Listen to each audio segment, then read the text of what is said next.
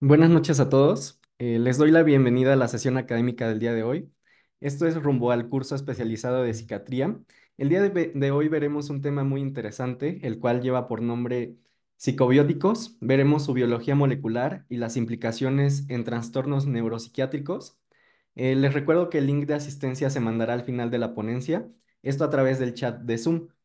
Podrán ser acreedores, si es que así lo desean, a una constancia de participación válida por 2 horas académicas.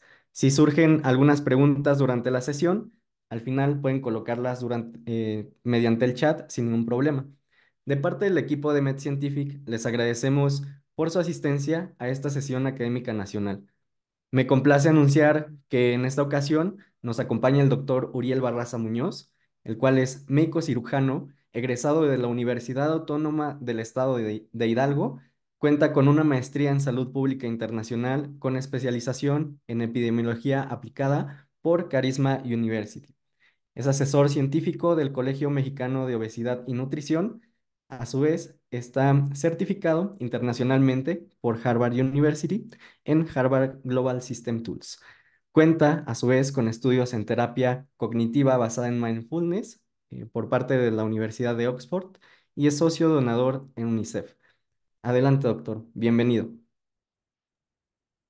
Gracias, Fer. Gracias a todos. Bienvenidos. ¿Cómo están? Espero que muy bien. Vamos a comenzar la charla del día de hoy. Es un gusto estar con todos ustedes y andamos corriendo porque justo vamos terminando una clase de posgrado en la Universidad del Valle de Bolivia, donde un grupo de colegas se están especializando en la parte terapéutica del abordaje multidisciplinar del paciente con obesidad.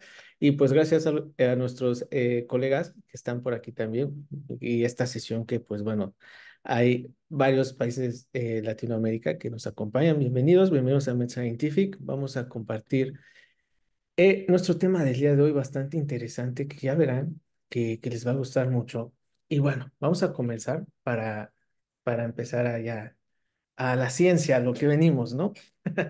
Bueno, si hay algunas dudas, apúntenlas y al final procedemos a responderlas. Entonces, esta sesión lleva por nombre psicobióticos, ¿ok?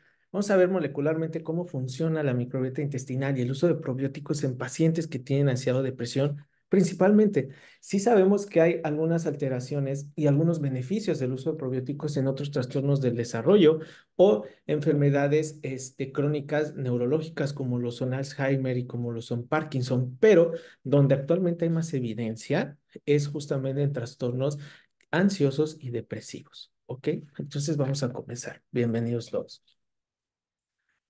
Vamos a hacer un viaje histológico, celular y microscópico a toda esta parte de cómo son las neuronas y también cómo es el intestino, ¿no? Y ante todo este estudio surgió un término que se llama el tejido neuroentérico. Vamos a ver de qué se trata todo esto. Para cimentar un poquito las bases a nivel celular de lo que vamos a hablar el día de hoy, ejemplifiquen y vean todos este dibujo que representa al sistema nervioso central, a nuestro encéfalo, nuestro cerebro, que está constituido por neuronas, pero no es tan cierto como lo mencionamos. Cuando nos preguntan cuál es la unidad conformacional del cerebro, respondemos neuronas y eso es falso. La unidad funcional, quizás sí, pero yo creo que ahorita después de esta clase diría, no lo sé.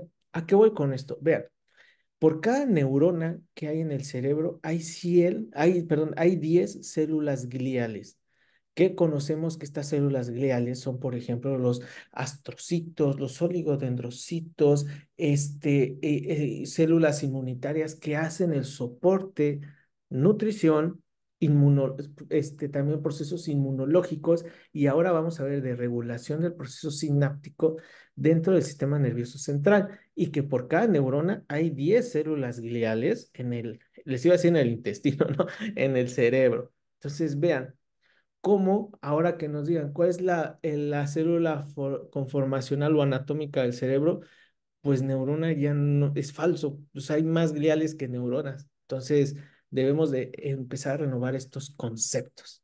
Vean, esta foto que está a su lado derecho de la pantalla, vemos justamente, denme un segundo. Listo. Que vemos a mano derecha, justamente es una publicación que se hizo en días pasados, vean, el 15 de mayo, donde en la revista Science un grupo de investigadores desarrolló el primer modelo neuronal con sus células hermanas, es decir, las células gliales. ¿Qué vemos aquí? Y vean, justamente, voy a permitirme leer textualmente lo que publicaron en Science. Los investigadores han generado una reconstrucción de alta resolución a nanoescala de un fragmento de 1 milímetro de corteza cerebral humana, dando una visión sin precedentes a la organización estructural del tejido cerebral a niveles supracelular, celular y subcelular. Vean, esto representa 1 milímetro cuadrado de corteza cerebral, donde vemos casi en el centro al soma neuronal. Entonces, esto es una neurona, solo una, vean, con sus dendritas, sus múltiples ramificaciones. Ahora, ¿qué vemos como este enmarañado, como estas telarañas? Justamente son las células gliales que le dan sostén a la neurona, que le dan ese aislamiento eléctrico y esa modulación en el proceso de neurotransmisión y que también le dan ese poder inmunológico y de reconstrucción. Inclusive se está viendo que en el proceso de plasticidad neuronal la glía tiene muchísimo que ver. Pues sí, porque es la estructura en realidad del cerebro. Y esto es, hasta el día de hoy, la imagen más perfecta y HD de la corteza cerebral y la glía al mismo tiempo. Y se publicó hace algunos días. Entonces, vamos a ir en este viaje histológico para entender y cómo correlacionar la histología del intestino hacia la histología cerebral. Vean, esto es un corte, una sección de intestino humano en una tinción donde nos permite observar las estructuras histológicas del mismo que lo comprenden, ¿no? Vemos y nos recordamos en nuestras clases de histología que, que la parte de las capas del intestino son la mucosa, la submucosa, la muscular y la serosa. ¿Ok? Entre esas capas también hay subcapas, ¿no? Entonces, ¿a qué voy con esto?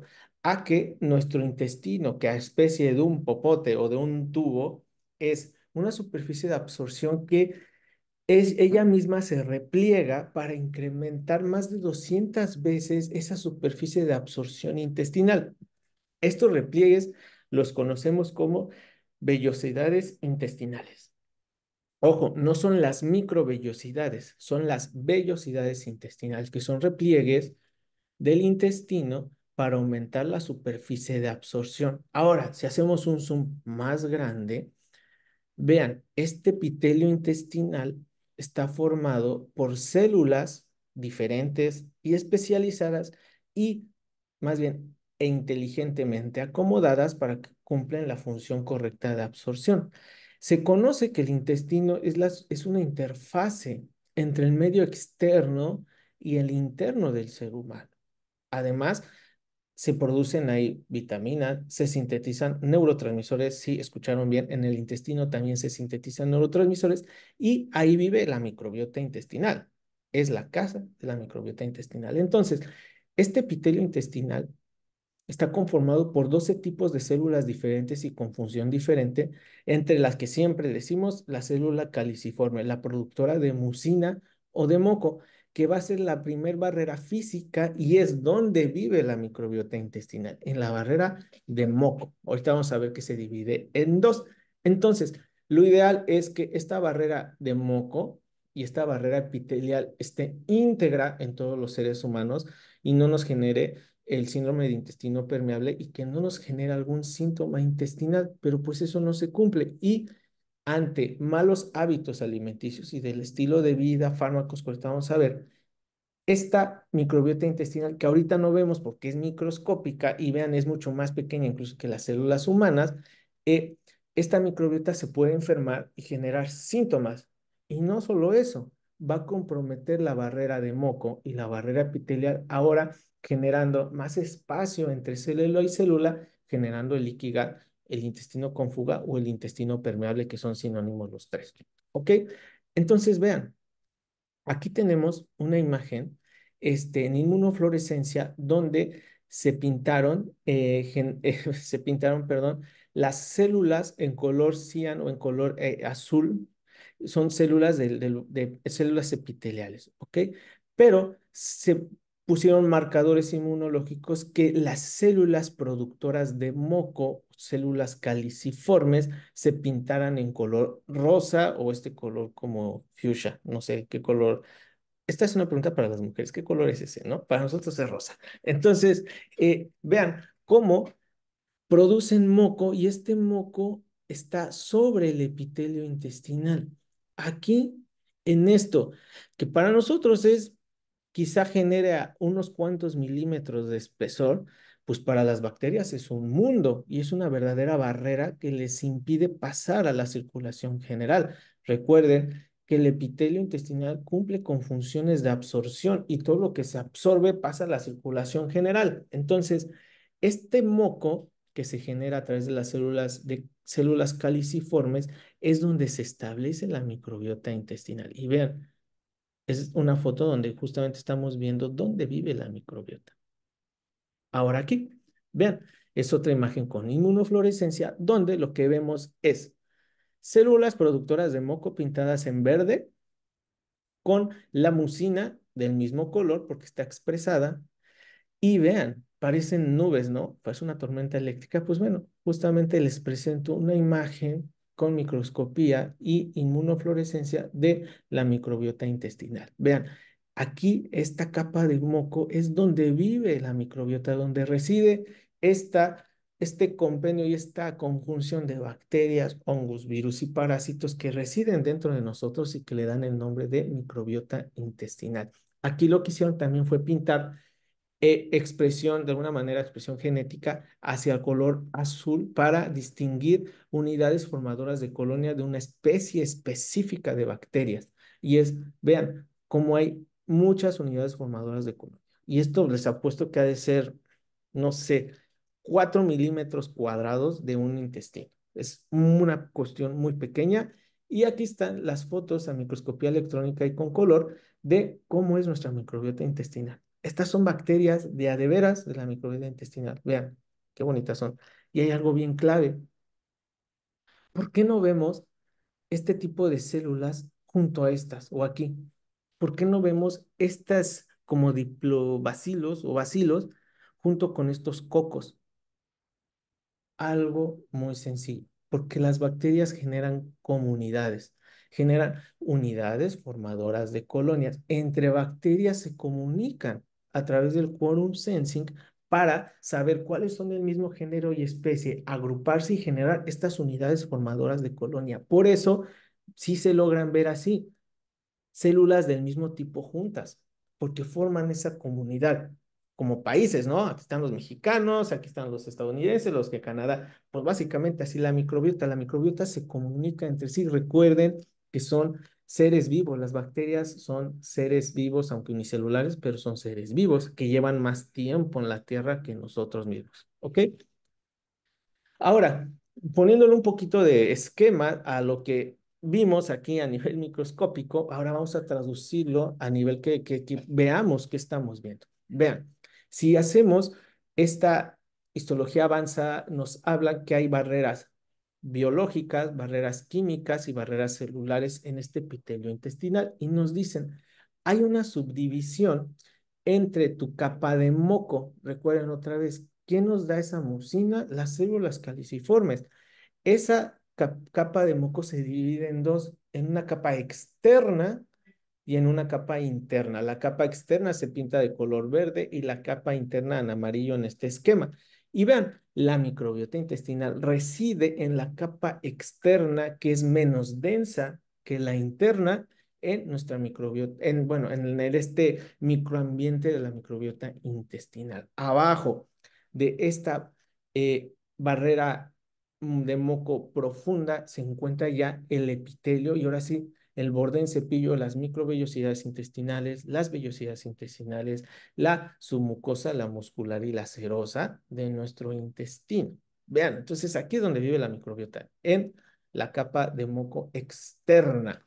Ahora vean, este es un corte histológico justamente de donde se ve mucho mejor a más detalle la histología de nuestro intestino humano. Vean, se describen justamente aquí Por aquí está una capa muscular, por aquí una capa grasa, seguramente por aquí hay vasos sanguíneos, que bueno, aquí no se ven porque es un corte diferente, pero ¿a qué voy? A que vean este borde, este epitelio, cómo está formado por múltiples células y forman criptas. Estas criptas se llaman criptas de Lieberkühn y que abajo de las criptas de Lieberkühn hay unas células más eosinófilas o que tienden al colorante rojo-naranja que se llaman células de Panet, muy intercomunicadas con las placas de Peyer que nos generan esta respuesta inmunológica a nivel intestinal. Las células absortivas, literal, que absorben esas microvellosidades están hacia lo apical y no se ven pues porque son súper microscópicas, pero vean cómo está toda nuestra citoestructura del intestino, que si lo traducimos a esquemas para aprender, esto que vemos aquí es este esquema que es de mis favoritos que he revisado. Donde, vean, nos dice, primero deben de comprender que ante este estroma o este elemento de soporte, pues tienen un epitelio intestinal conformado por células diferentes. Aquí están todas las células diferentes que cumplen una función y una localización específica. Es decir, ejemplo, en las criptas de Lieberkühn o las criptas intestinales generalmente va a haber células de orden inmunológico. Las células de Panet, estas como naranjitas rositas, no se van a encontrar en la superficie apical de la vellosidad intestinal, porque su lugar es ahí. Entonces, cada célula tiene su lugar específico en esta citoarquitectura y soporte y podríamos decir vivienda de la microbiota intestinal. ¿Cómo esta células que vemos en color verde son las células caliciformes y que aquí si las vemos, vean, las células caliciformes son las que tienen un componente transparente. Todos los puntos como blanquitos que ven es el citoplasma de las células caliciformes que están básicamente en todas partes de nuestra epitelio intestinal y que aquí ejemplifican con células color verde que secretan algo verde que es el moco y también nos dicen hay una capa interna de moco que es más densa donde se encuentran muy poquitas bacterias, pero hay una capa más superficial que es menos densa, donde reside la microbiota intestinal y donde hacen todos esos procesos bioquímicos, porque recuerden, la microbiota intestinal ayuda en el metabolismo de múltiples nutrientes que el ser humano no puede metabolizar. ¿Ok? Ahora, ya que conocimos un poco nuestro arquitectura y que a lo mejor lo estamos viendo muy rápido, esta arquitectura histológica y funcional del intestino. Bueno, ¿qué función tienen las neuronas entéricas? Y desde el pregrado sabemos que el sistema nervioso central se divide en, perdón, el sistema nervioso se divide en central, periférico y ahora el sistema nervioso entérico. Y que todo el mundo sabemos ahora que el intestino es nuestro segundo cerebro. ¿Por qué es así? Pues porque hay neuronas en el intestino. ¿Qué función tienen? Pues justamente es lo que vamos a ver.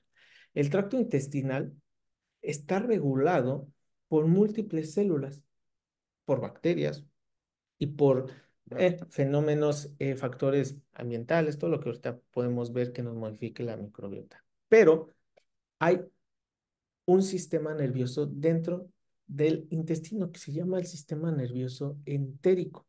Está compuesto por dos plexos principales, el mientérico y el submucoso, donde vamos a encontrar neuronas y células de la glía, como en el sistema nervioso central. Y hace como un mes y cachito tuve la oportunidad de dar justamente este tema también en el siglo XXI, en el Centro Médico Nacional Siglo XXI, en el Summit de microbiota, y les dije, antes de empezar la clase, vamos a cambiarnos el chip. Hay que ver al intestino como una extensión del sistema nervioso central, ¿ok? Les pido que hagamos ese ejercicio. Ahora, estas neuronas del epitelio intestinal o del sistema neuronal entérico, sabemos que regula la motilidad gastrointestinal, hace que se absorban o que se secreten ciertos líquidos, ayudan a la función inmune, la modulan como tal. ¿Ok? Entonces, vean, ¿qué se sabe de estas neuronas y de este tejido glial en el sistema entérico? Bueno, la evidencia nos sugiere que hay producción de neurotransmisores a nivel intestinal generada, evidentemente, pues por neuronas que están ahí, ¿no? Que esta señalización es a través de procesos sinápticos, pero que las células gliales, al igual que en el sistema nervioso central, aquí también van a ayudar a regular esa sinapsis, ¿ok? Entonces, no solo lo importante de este tema es las neuronas dentro del intestino, sino las células gliales también dentro del intestino, que resulta que es una unión, es una unificación. ¿Recuerdan el tema, por ejemplo, cuando vemos contracción muscular y vemos la unidad neuromuscular? Pues justamente también en el intestino hay una unidad formada por neuronas y por otro tipo de células que nos hacen que funcione. Ahora, ¿de dónde viene todo este estudio y de dónde viene esta, esta conceptualización de las neuronas dentro del intestino? Bueno, en esta foto podemos observar a Santiago Ramón y Cajal, quien es considerado el padre de la neurología moderna o contemporánea. Era un investigador español y él descubrió un nuevo linaje a nivel de los plexos nerviosos del sistema digestivo, ubicados entre neuronas, células gliales y del músculo liso. ¿Ok? Él las llamó neuronas intersticiales, las que se encontraban en el intestino y que conforme fue avanzando el tiempo y gracias a su descubrimiento, bueno, se le conocen como células intersticiales de Cajal por honor a su descubridor. Él descubrió que existía una unidad funcional y anatómica, y en este caso neuroanatómica, en el intestino, que estaba compuesta por células gliales, por neuronas y por las células intersticiales de Cajal. Entonces aquí vemos nuestra unidad funcional neurológica a nivel del intestino, ¿ok? Está, esto está de locos, está interesantísimo, ¿no? Vean, vamos ahora a la histología. Vean, si nosotros estudiamos esos cortes que vimos anteriormente, donde todos los créditos se los di al epitelio, a la microbiota, a las células caliciformes. Bueno, aquí nos dicen, vean, esta unidad neurofuncional a nivel del intestino se encuentra justamente abajo de la mucosa, el plexo submucoso, que teníamos dos, ¿se acuerdan? Y cómo forman redes y este, somas neuronales fuera del sistema nervioso central que se llaman ganglios, porque núcleos son los del sistema nervioso central, y cómo ellos modulan desde el tono muscular del intestino, la motilidad intestinal, pero ahora se ve que responden a los neurotransmisores que se producen en la microbiota intestinal. ¿Ok? Ahora, si conjuntamos este esquema donde le damos la importancia y que existe un complejo neurológico, y más bien, sí, neurohistológico y neurofuncional dentro del epitelio, que aquí está, más bien de toda la barrera epitelial intestinal, que aquí está y que no me lo estoy inventando, que está descrito y que se llama las células principales de las células intersticiales de Cajal, aquí están. Ahora, tenemos que ver a todo el intestino, este es todo el intestino, o sea, de extremo a extremo, pero tenemos que verlo como un ecosistema, como una unidad funcional donde la microbiota intestinal vive. Es como si nos estudiaran a nosotros como microbiota y al planeta Tierra como si fuera toda esta barrera y este orden del intestino, ¿no? Nosotros vivimos en la Tierra. Bueno, pues la microbiota intestinal vive sobre la capa mucosa del intestino. ¿Cómo se vería eso? Bueno, con dibujos, porque microscópicamente sería bien complejo. Pero vean, Aquí lo que hice fue juntar una imagen que ya habíamos visto y dilucidado de un artículo y que vean que casi entran parejitos, todo está simétrico y bien hecho. Entonces, vean cómo tenemos que ver que para entender el uso, primero, para entender las bases de función de la microbiota, para entender los procesos de eubiosis y de disbiosis, debemos de comprender la unidad estructural de todo nuestro intestino, que les apuesto como un servidor que antes de este año solo estudiaba yo la microbiota intestinal y su influencia en el epitelio intestinal cuando debe ser completo. Hay repercusiones a nivel de las capas de la submucosa, de la muscular y la superficie serosa del intestino, porque vean, ahora estamos estudiando este complejo de células intersticiales de Cajal, de células gliales y de células neuronales, que es la emulación, digo, no es lo mismo, pero para que nos quede un poquito claro, es la emulación de la unidad neuromuscular funcional. Aquí, la unidad funcional para que nuestro intestino se neuroregule es este complejo formado por neuronas gliales y células intersticiales de Cajal, aunado a toda la ciencia de la microbiota que la estudiamos en la capa de moco externo. Entonces vean cómo este estudio de la microbiota puede ser tan complejo como nosotros querramos y tan completo como lo veamos en su totalidad y lograr este estudio multidisciplinario. Fíjense que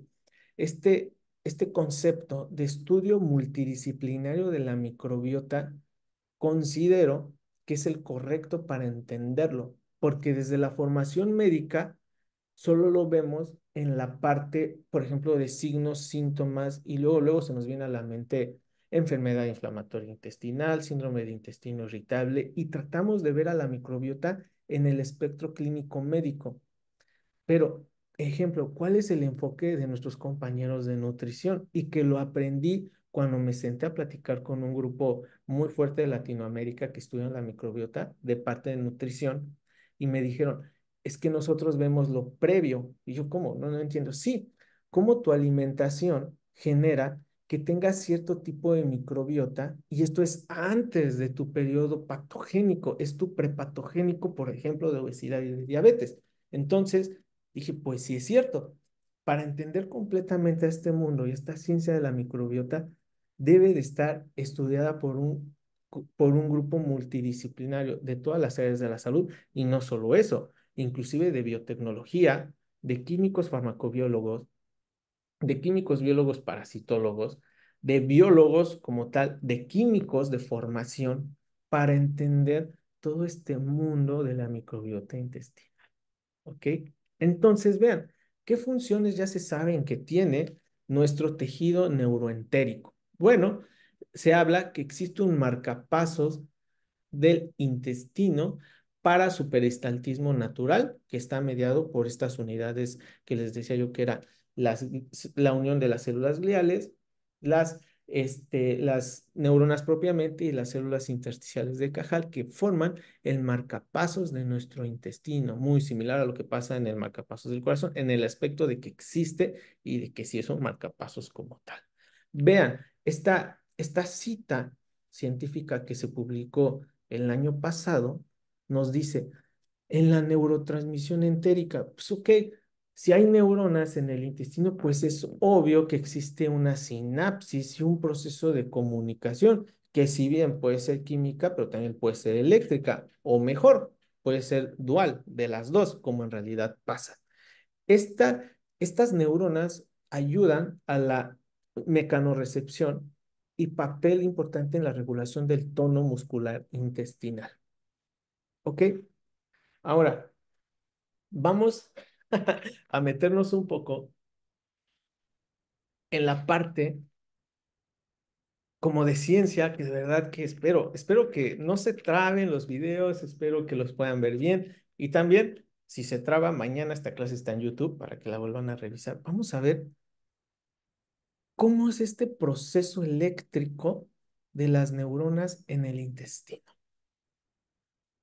Vean, aquí lo que hicieron los investigadores de la revista Nature, bueno, más bien el grupo de investigación que después subió su investigación a la revista Nature hace 4 años, bueno, casi 3 años y medio, ¿no? Porque fue en julio, nos dicen, vean, aquí seccionamos parte de intestino, obviamente de ratón, y primero le inyectamos medio de contraste para lograr ver esta tortuosidad del tejido vascular que irriga a nuestro intestino.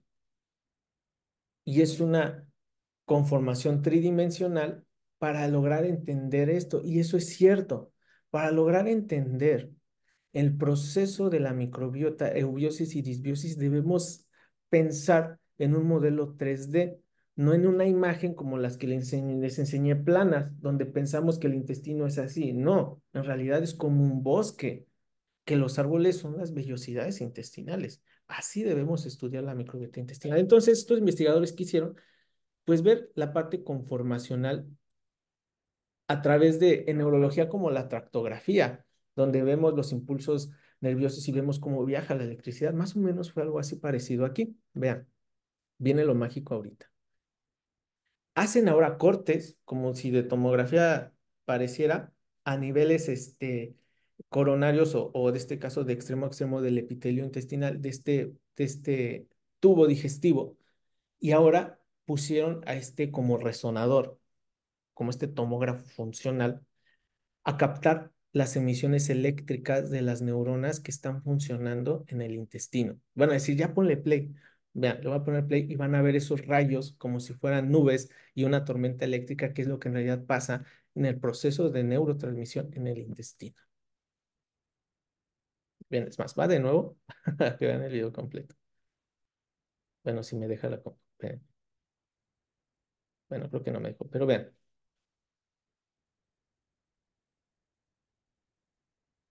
esos rayos que ven ahí es sinapsis neuronal en el intestino. Sinapsis que quizá empezó como sinapsis eléctrica y que perdón, como sinapsis química mediada por neurotransmisores y que se traduce en señales eléctricas y que es una de las vías del eje microbiota intestino-cerebro que ahorita vamos a ver.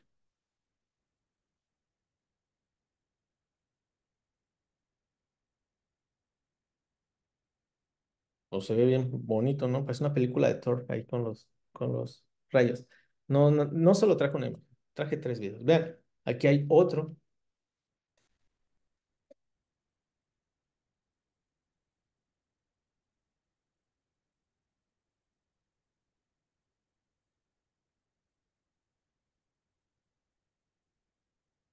Lo que brilla son potenciales de acción. ¿Ok?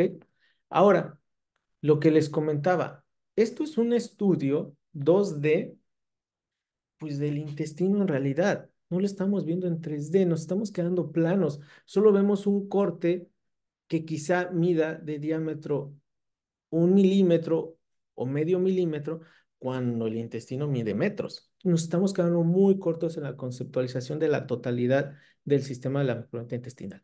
Pues bueno, pues estos investigadores no se quedaron ahí y desarrollaron el primer mapeo 3D de la función neuronal sináptica y el tejido completo del intestino. Vean, que es nuestro siguiente video, espero que lo disfruten mucho. Ahí es donde les digo, el estudio de la microbiota intestinal y del epitelio debe ser como si estuviéramos en un bosque. Vean, lo que se ve hacia arriba son las vellosidades intestinales.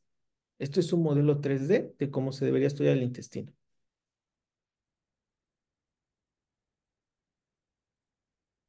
Y ahorita van a ver la sinapsis.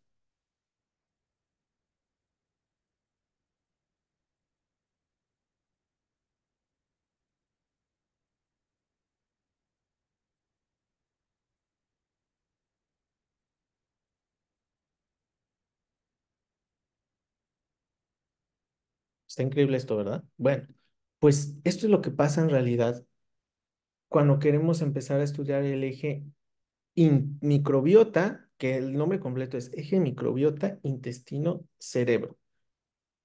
Vean cómo es la citoarquitectura total. Esto les apuesto que es 1 milímetro cuadrado de intestino.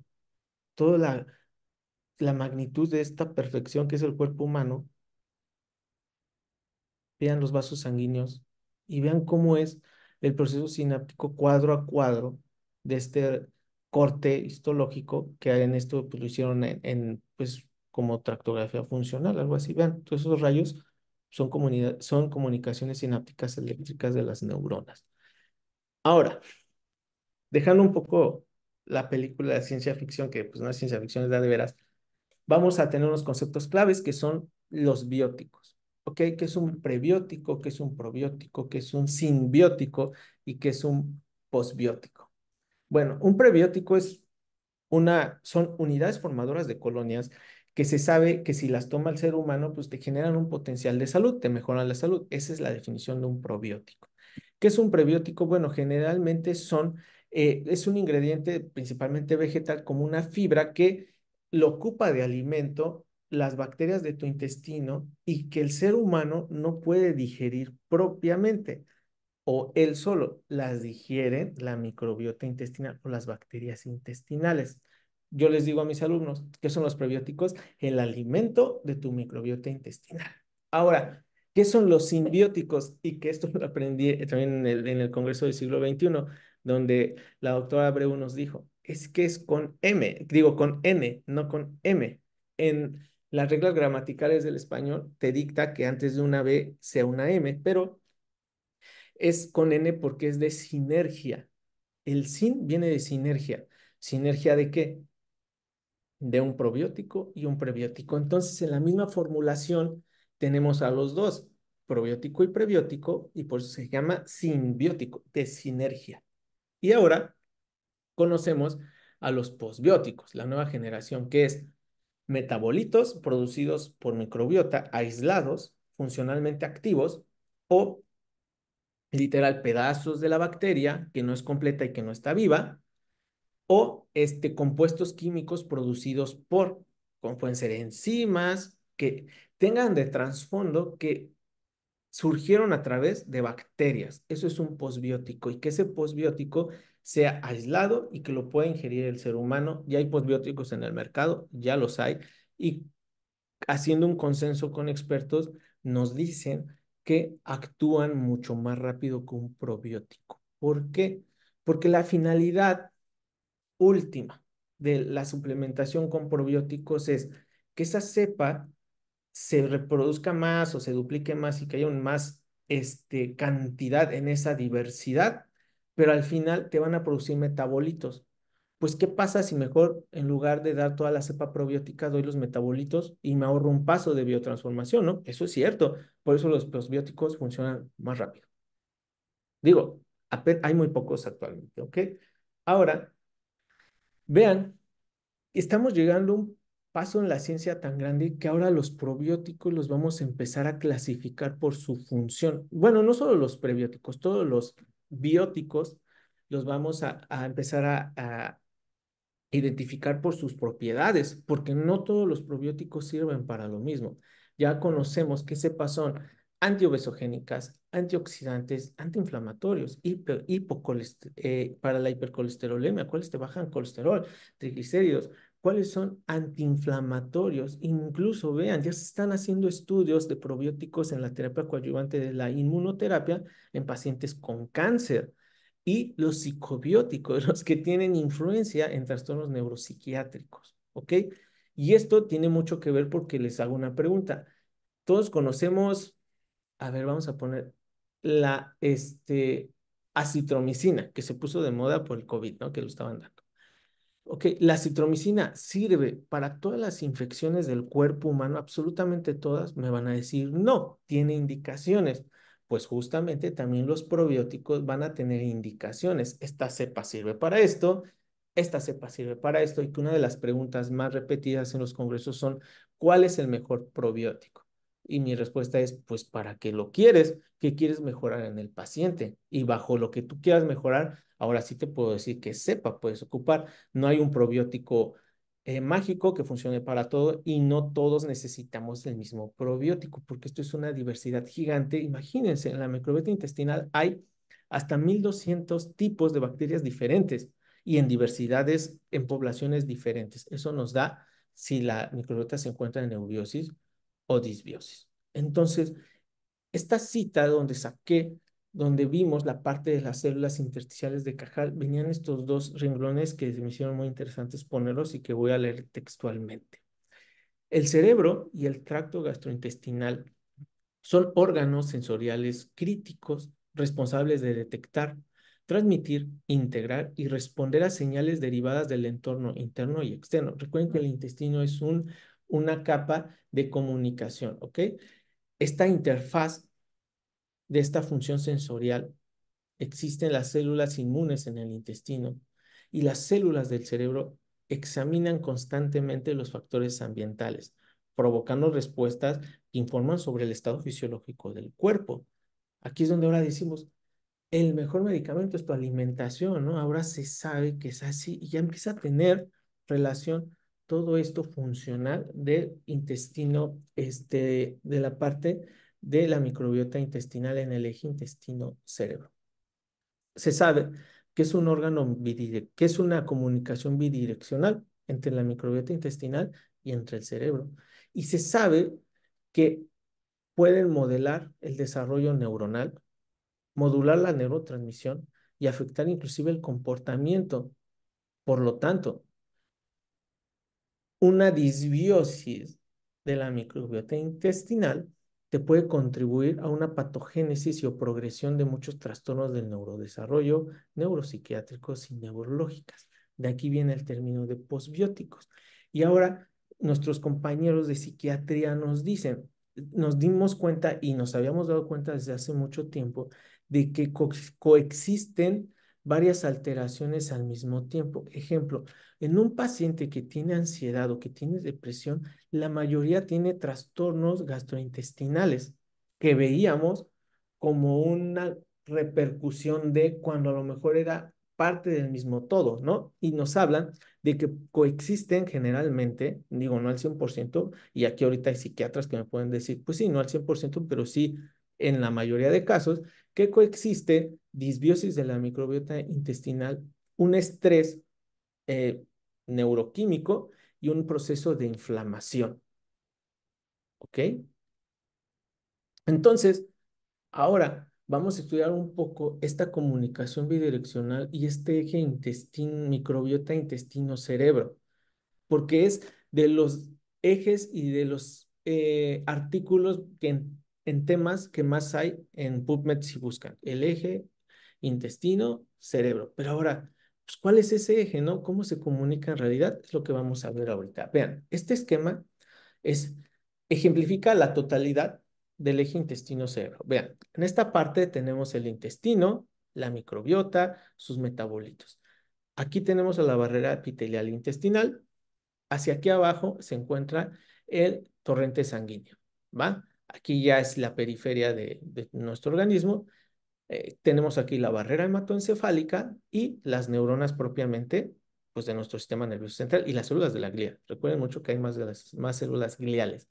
Pues nos dicen que los metabolitos y los probióticos y todo lo funcional o neurofuncional que se produce en el intestino debe de pasar barreras.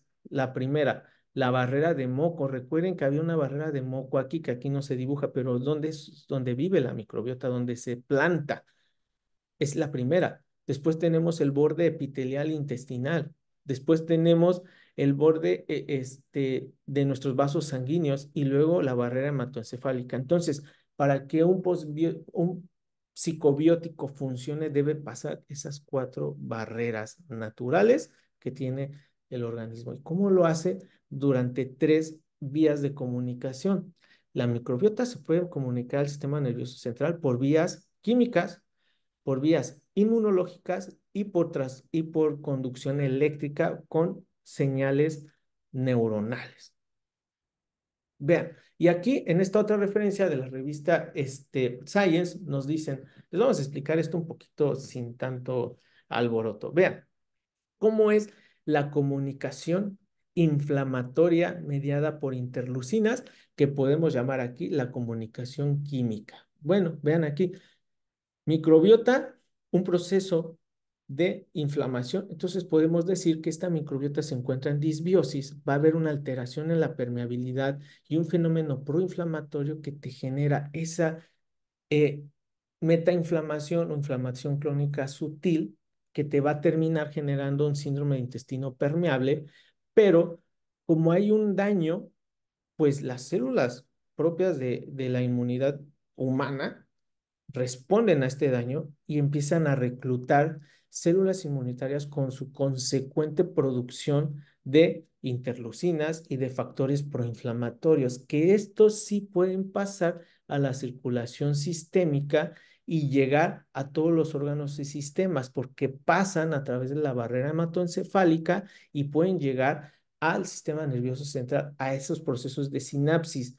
Y los psiquiatras dicen que hay una teoría inflamatoria de la ansiedad y la depresión que seguramente se puede explicar más o menos así, como un proceso local del intestino inflamatorio te puede pegar hasta el cerebro, pues mediado por interleucinas y citocinas proinflamatorias.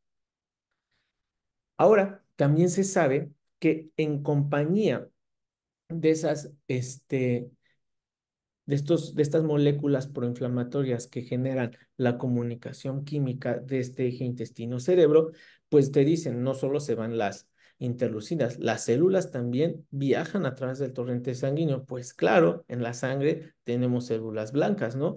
Que responden ante un estado proinflamatorio y te dicen, pues también hay sangre en el sistema nervioso central, ¿no? También hay, puede haber reclutamiento de células gliales y de células inmunitarias que mismo localmente te generan un estado proinflamatorio y te pueden dar una alteración neurológica, que te pueden desmodular esta, esta, este perfecto diafonía, más bien sinfonía de nuestro proceso sináptico y te pueden generar una alteración a nivel neurológico o neuropsiquiátrico. Vean, a través de células inflamatorias.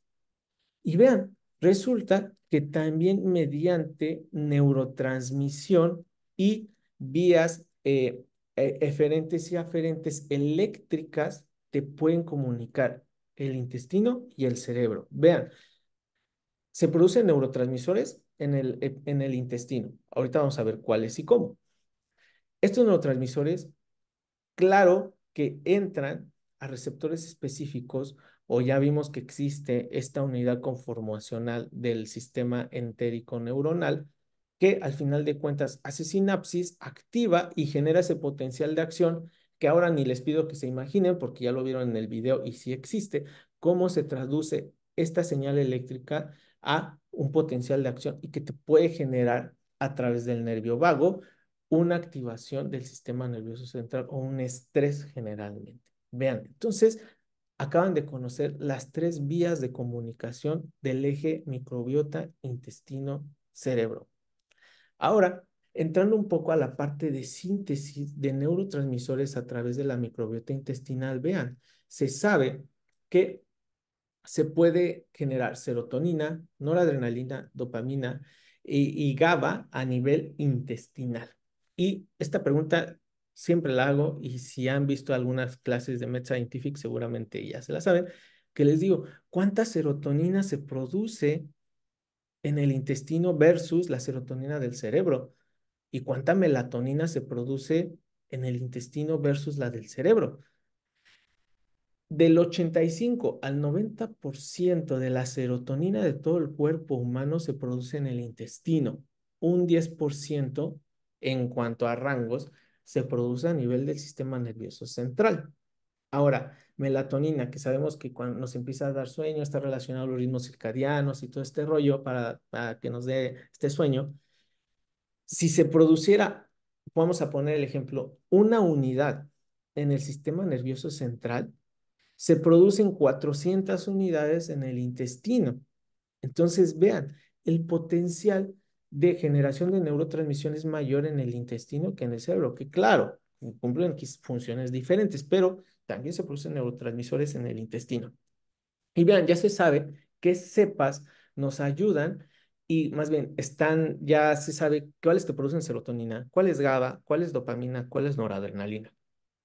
Esto es importante, muy importante. porque justamente las cepas que ayudan a trastornos depresivos, pues resulta que producen más serotonina a nivel intestinal y que ahora hay una corriente que dice que no solo la serotonina a nivel intestinal se ocupa para la motilidad intestinal.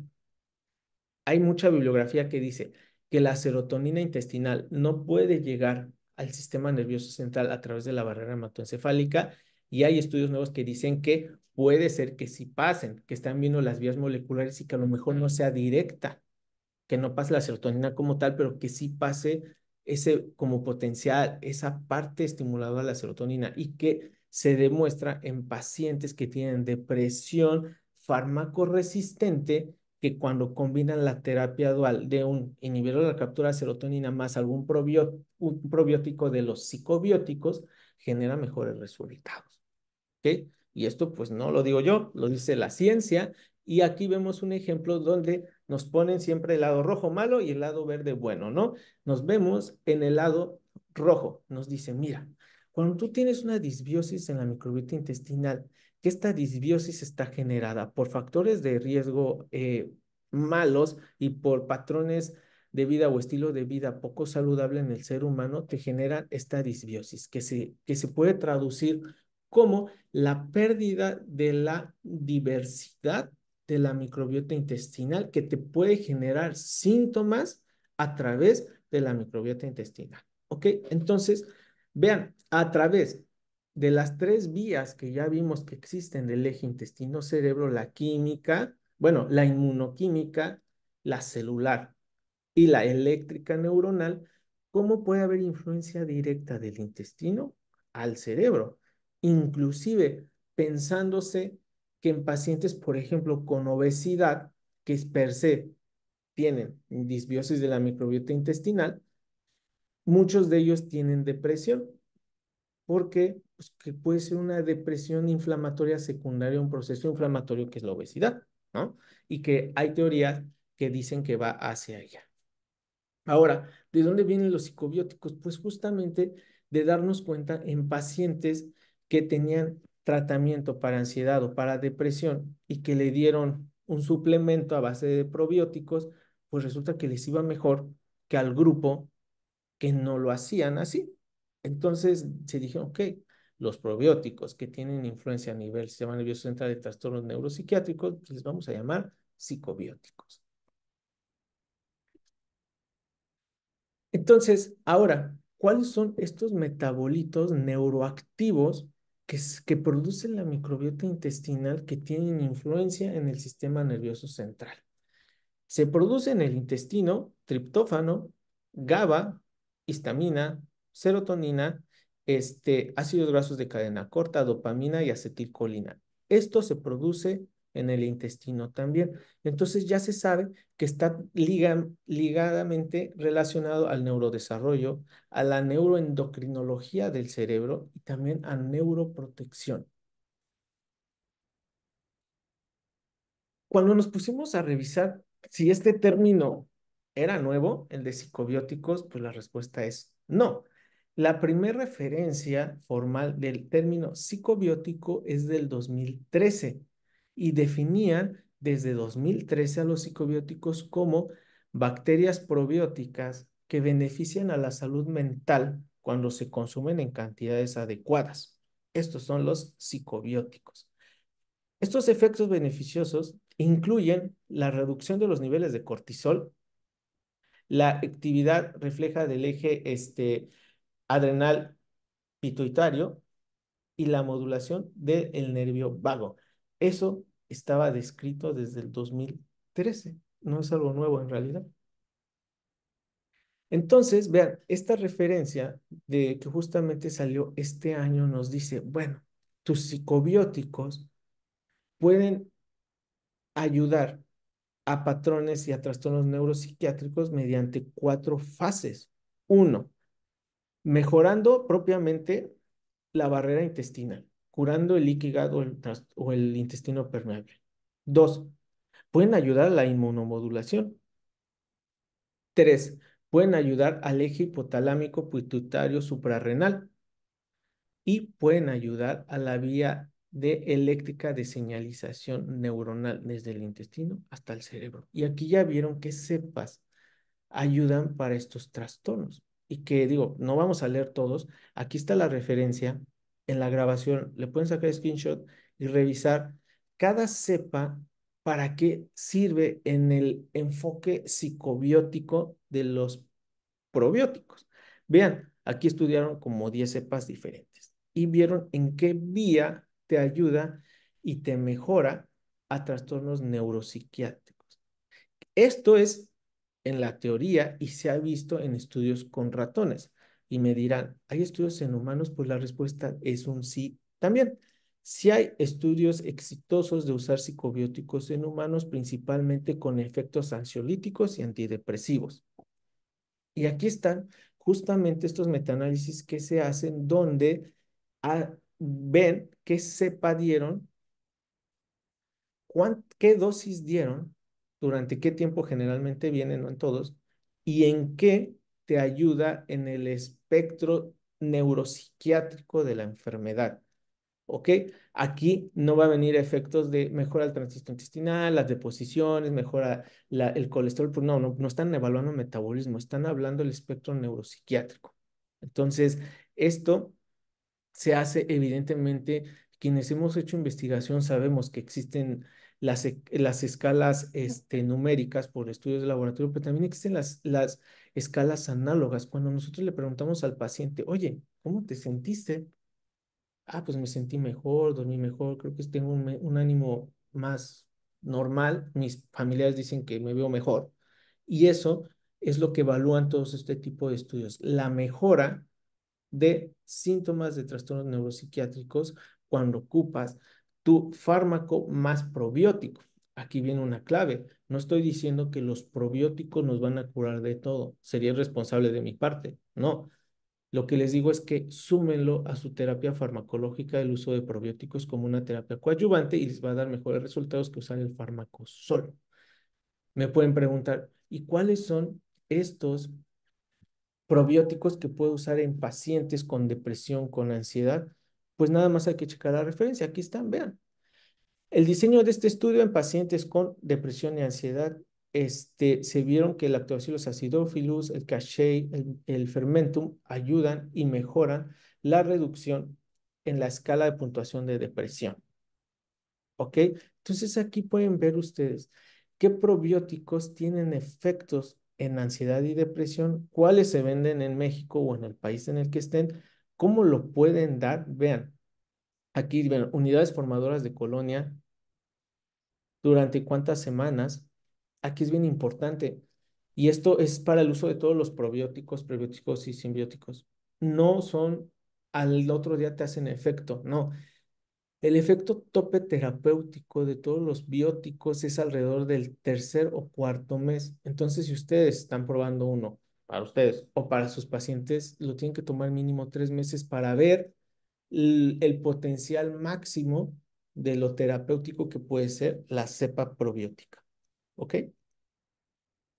Entonces, nos marca cómo los psicobióticos pueden modular estos trastornos neuropsiquiátricos. Bueno, disminuyen la peroxidación de lípidos, ayuda a estabilizar la barrera intestinal, a empezar a curar el síndrome del intestino permeable, disminuyen los, las bacterias potencialmente dañinas o las bacterias patógenas que se encuentran también en la microbiota intestinal, modulan el factor neurotrófico derivado del cerebro, ayuda a la neurotransmisor, ejemplo, produciendo dopamina, noradrenalina, serotonina a nivel intestinal, controla y modula las células proinflamatorias y por ende sus interleucinas proinflamatorias. Recuerden todo esto teniendo una microbiota intestinal saludable que nos lo da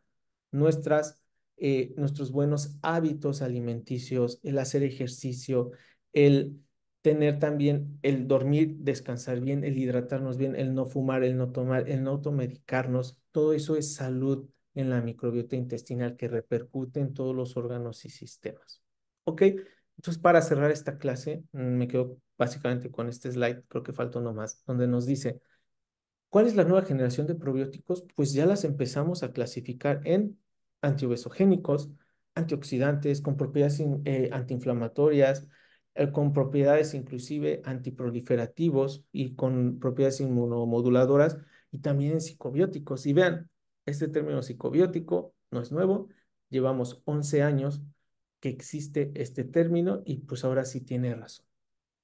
Y bueno, para dejarlos un poquito picados en el tema, hay estudios actuales donde ya está el término de depresión inflamatoria, que es un subtipo de la depresión resistente al tratamiento farmacológico.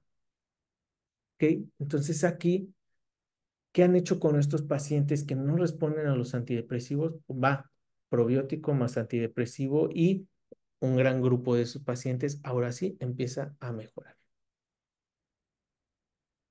Y vean, la depresión inflamatoria es un subtipo de depresión resistente al tratamiento. La administración de prebióticos mejora el fenotipo de la enfermedad. Lo dice la revista Nature en este año. Entonces, es tiempo de empezar a formalizar el estudio de la microbiota y del potencial terapéutico que tienen estos productos en la salud de nuestros pacientes, porque ahora tenemos una herramienta más en todo este bagaje de tratamientos para hacer ahora una terapia multidisciplinaria y multienfocada, porque hasta hace 10 años solo estábamos tratando síntomas de enfermedades y ahora vamos a tratar también etiologías y cosas que no habíamos visto. La disbiosis de la microbiota intestinal no es algo que empezó a existir ayer. Desde que existe el ser humano existen esos periodos de disbiosis, lo que pasa que no lo conocíamos. Bueno, ahora conocemos que existe disbiosis de la microbiota intestinal y si no la empezamos a tratar, no estamos dando una terapia completa y que por eso nuestros pacientes tardan en encontrar una respuesta terapéutica y hay veces que se desesperan. También eso hay que enseñar a los pacientes que debemos tener mucha paciencia en el uso de estos tipos de productos o suplementos. Bueno, pues hay algunas preguntas.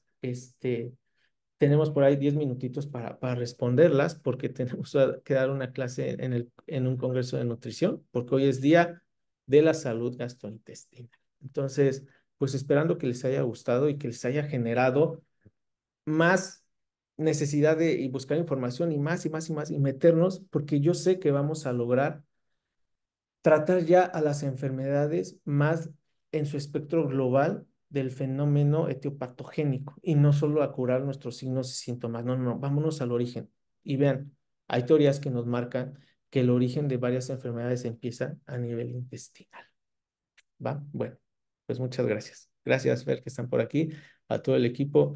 Eh, Reconocimiento especial a nuestros diplomantes del diplomado de obesidad de la Universidad del Valle en Bolivia, que hace 2 horas estábamos con ellos y ahorita se encuentran aquí. Gracias por estar aquí también. Y a todos los que ya nos conocen en Med Scientific, gracias por estar aquí. Bueno, vamos a activar el chat por si hay algunas preguntas y también en un momento ponen el enlace de asistencia del día de hoy.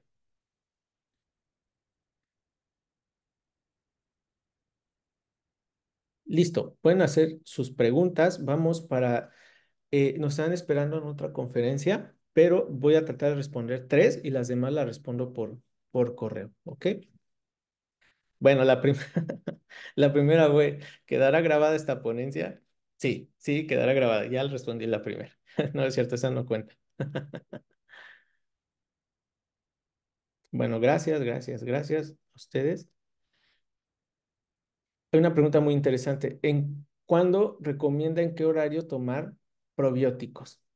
Bueno, con la experiencia que hemos tenido de manejar probióticos durante 3 años, les puedo decir que sí es mejor en la noche antes de la cena, ¿ok? Pero bueno, si el paciente se le olvida tomarlo en la noche, pues no, que lo tome después de la cena. El punto es que se lo tome, pero yo lo recomiendo en la noche antes de acostarse o 1 hora antes de cenar. Sería mi horario ideal para dar probióticos, ¿va?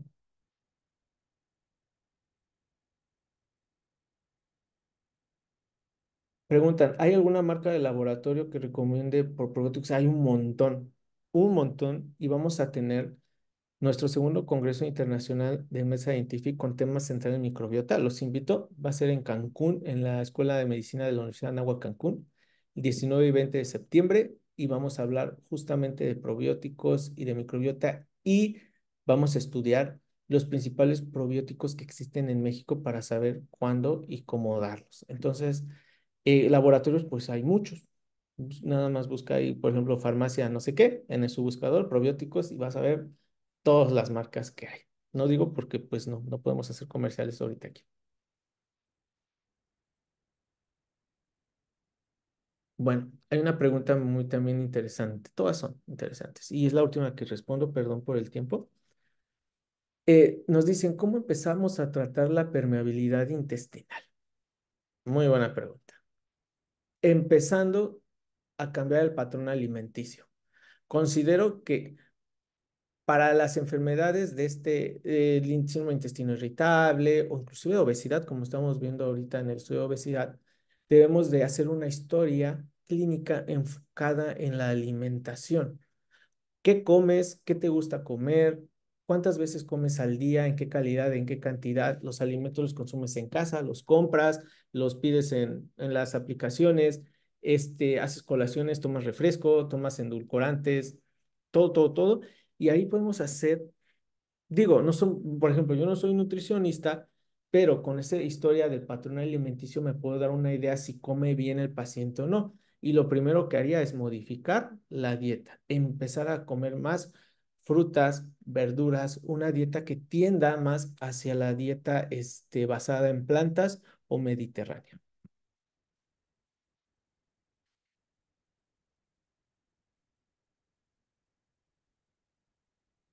Preguntan, ¿recomienda que pacientes con tratamiento psiquiátrico sean referidos al gastroenterólogo?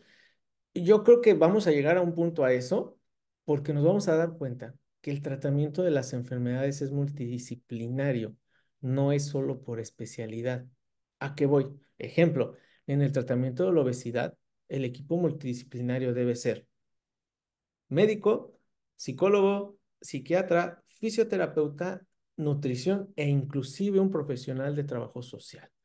Ese equipo multidisciplinario va a llevar la totalidad del tratamiento del paciente, porque del lado médico nos vamos a quedar corto, del lado de nutrición se van a quedar cortos si lo hacemos individual. Entonces yo creo que muchas de las patologías actuales deben ser enfocadas multidisciplinarmente en las especialidades médicas, no solo con...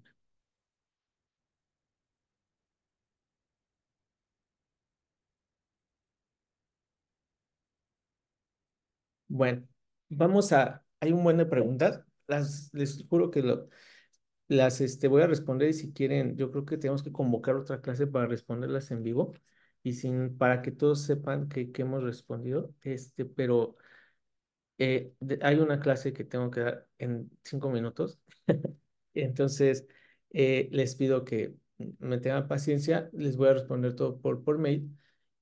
O si no, ya sé qué voy a hacer. A partir de mañana voy a juntar todas las preguntas y en las redes sociales de Med Scientific les voy a poner mi respuesta y la cita bibliográfica de donde saco mi respuesta, ¿va? Entonces estén pendientes en redes sociales porque al día estaré subiendo dos, tres preguntas respondidas y con su cita para que la consulten y hagamos ese intercambio científico a través de nuestras redes sociales, ¿va? Entonces, a partir de mañana, chequen nuestras redes sociales. En Instagram estamos como @medscientific.mx y en Facebook como medscientific. A todos los asistentes de hoy les pasamos las redes por correo y estamos pendientes de sus comentarios y también todos comenten algo. Si pongo esto y alguien tiene otro artículo, póngalo, póngalo. Hay que crear este grupo de estudio de microbiota, ¿les parece? Y lo podemos empezar a través de las redes sociales.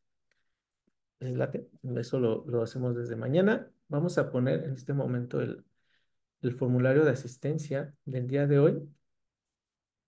Déjenos sus comentarios también en el formulario. En la última pregunta vienen comentarios porque eso nos hacen que elijamos temas, cursos y todo esto para ello. Y bueno, ahora, antes de irme, que casi se me olvida por toda esta emoción del estudio de los probióticos, denme un segundo.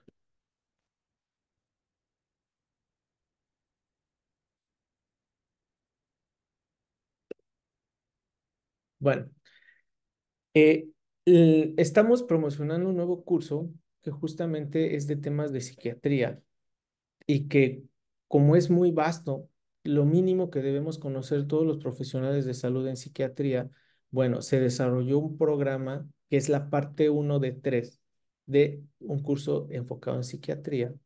Y bueno, se los presento rapidín. Esta información la van a tener en su correo.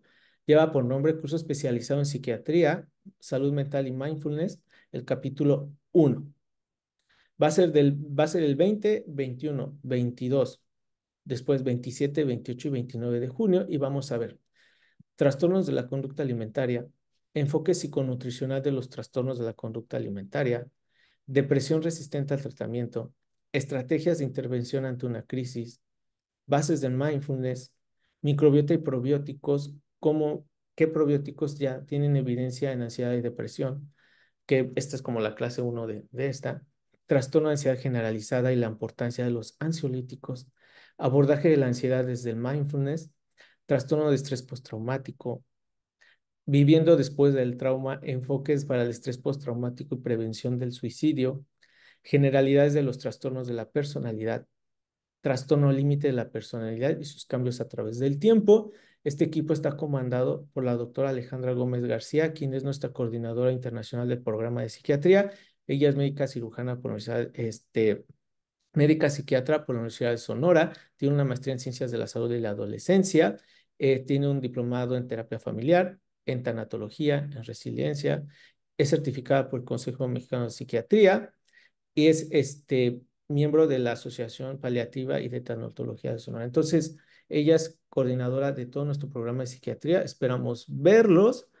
Este es el certificado que van a obtener. Es un programa avalado curricularmente por la Universidad de Anáhuac. Eso es bien importante. Nuestros cursos tienen validez oficial y universitario, ¿eh? Lo pueden poner avalado por la Universidad de Anáhuac. Tenemos el control académico y ellos nos evalúan todos nuestros programas antes de que salgan al público. Entonces tienen validez oficial. ¿Qué quiere decir esto? Si quieren llamar a la universidad y decirles que si esto es real, les van a decir, claro, este es tu número de registro. ¿Ok? Entonces, se pueden registrar. A partir de mañana se publica todo esto, se pueden registrar y bueno, como se les mencionó, nos marcan que todos los asistentes puedan tener un beneficio especial y de verdad los esperamos en nuestro curso de psiquia. Me comprometo a que se les dé el 20% de descuento en su inscripción. Tiene un costo de 950 pesos para profesionales con cédula y para estudiantes evidentemente la mitad. Entonces, es eso más el 20 de descuento para su registro. Y pues ustedes son la razón de Med Scientific del desarrollo de estos programas educativos. Espero verlos en el curso de psiquiatría y bueno, será un gustote compartir estos temas de la educación que nos gustan mucho y pues gracias por estar aquí. Acabamos de poner el enlace de la asistencia del día de hoy y pues bueno, me despido, dejo tantito de encargado a Fer. Porfa, Fer, ahí con si vuelven a pedir el formulario, lo pones, tengo que salir a dar una conferencia, entonces me salgo del Zoom, pero nos estamos viendo en redes sociales. Gracias de verdad por estar aquí, amigos.